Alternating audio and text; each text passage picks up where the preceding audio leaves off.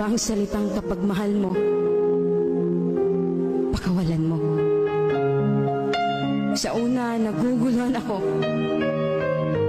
Kasi siyempre, mahal mo nga. Bakit mo naman pakakawalan? Until na-realize ko na totoo pala ang ganito. Ang kailangan mo nang hayaan ng taong gusto nang umalis. Kailangan mo nang pakawalan ang taong minahal mo ng totoo. At gusto mong maging masaya siya. Kahit hindi na ikaw ang dahilan sa ngiti niya. At yan ang pinakamasakit. Sa pagbitaw mo sa kanya. Sa relasyon,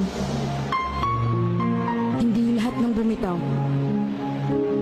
ay hindi na mahal. Minsan bumitaw tayo kasi kailangan nating pakawalan. Yung ikaw na lang ang lumalaban.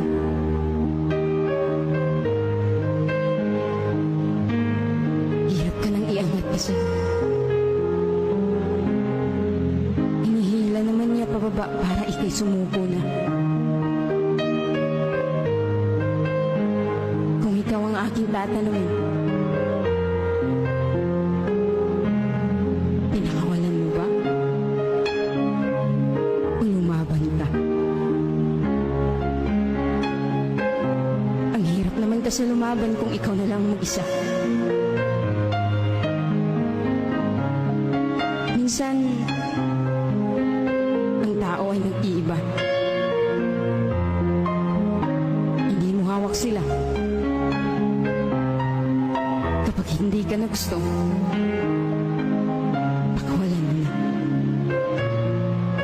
Kahit masakit, kahit alam mong ikaw ang masasaktan, at siya ay sasaya pag bitaw mo sa kanya. Mahirap. Pero kailangan. Siguro naman, hindi na tayo magmukhang tanga. Kung pagkakawalan natin ng isang tao,